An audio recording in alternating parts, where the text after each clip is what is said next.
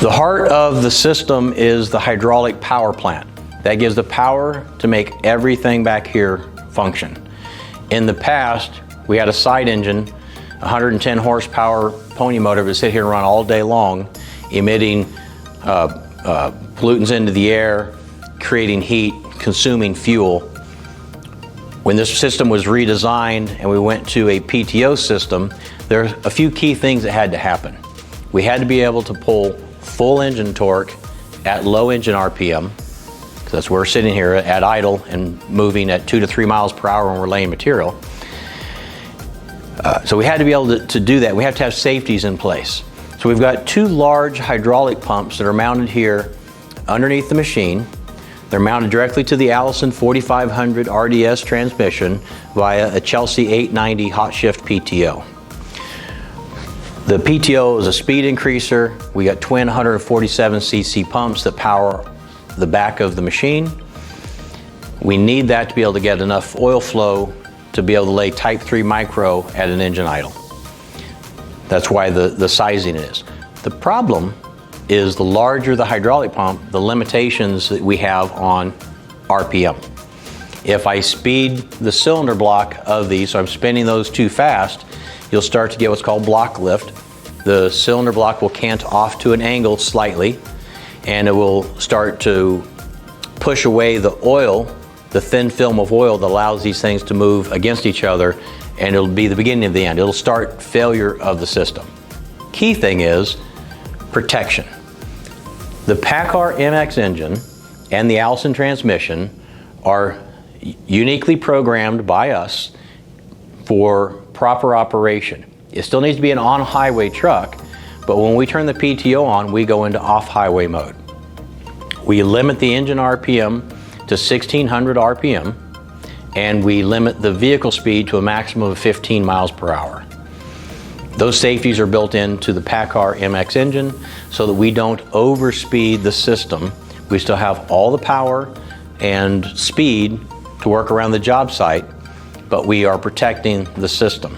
Within the Allison transmission, we have safeties, so if we have an artificial increase in engine RPM, so engine braking down a steep hill is a good example, and we drive the engine RPM above 1650, it'll disengage the PTOs. We have safety built in to protect this system so we get long life and easy operation. The drivers don't have to worry about it. They just get in and go, do the work. The safety in the system that we've designed prevents any damage to these circuits. Very important that we understand that piece of it and that there is no steps made to override any of these safeties because they are preset by us. Now, the PTO underneath, we've got the twin hydraulic pumps. One is a pressure comp circuit, one is a load sensing circuit. Those are feeding to the back. I'll show you the two different components that those are operating. We have a manifold circuit, which is a pressure comp, and then we have what we call the PVG valve, which is a 7-bank valve for feeding our pug mill, oil pump, conveyor, box lift, side shift, sand gate, and diverter. Those functions are all operating off of the load sensing circuit. And then the water pump, vibrators, fines feeder, water pump, oil valve, all of those operate off of the pressure comp circuit on here. Easy distinction between the two if you look at it. The controller that's mounted to each pump, one controller has a 1/4-inch line that runs to it. That is my load sensing line. The one that does not, that is the pressure comp circuit. The drive shaft that comes off the back of that is engineered specifically for the horsepower.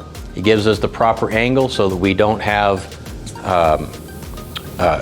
we have the proper bearing alignment for the U-joints. And then the mounting is high, where we've got a safe location. The hydraulic tank on the other side that's mounted to the water tank is directly above and feeds the inlets to those two pumps. It's a very good circuit for longevity. Inside the hydraulic tank, there are two large suction filters with magnetic posts in there to collect any ferrous material that might be collected in the system. Again, longevity and life of the system.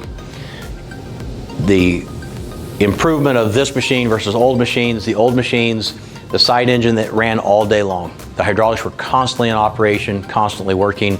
Here with the hot shift PTO and the way this is designed, they only operate when we need to do work. When the machine shuts off to go back to reload, that whole cycle, machine's off. We're not adding additional wear and tear to our hydraulic circuit. Long life is key to that piece of it.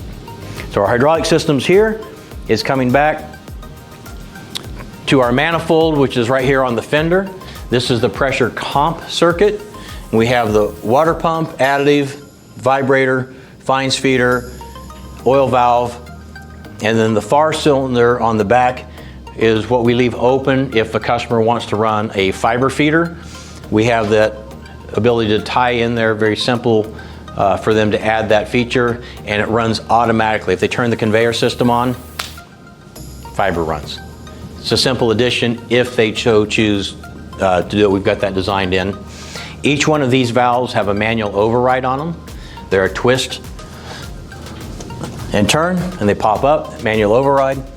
So if we have a coil failure, we can still operate that function.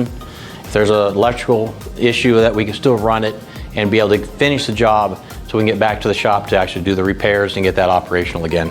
But the manual overrides allow us to do that. Also, if we're doing troubleshooting, it's great to be able to run that manually and know that whether they have a mechanical or electrical issue. We'll pull the cover off here in a few minutes and I'll show you this. Underneath the pug mill in this location right here is what we call the PVG valve. That's our 7-bank valve that operates those other functions I discussed. And on the other side, there are 2 DO5 valves that run. They're series parallel for running augers if we're going to be running a box that has augers for that. It allows us to efficiently utilize the power of this system to operate the machine through a wide range of conditions. These pumps that are under here are they're compensated. So it allows us to it gives us the oil that we need, but only the oil we need. So if I hit my control limitations, the pumps de-stroke. So even though they're large pumps, they're not moving the high volume of oil. They're only moving the oil needed to do the work. Thank you.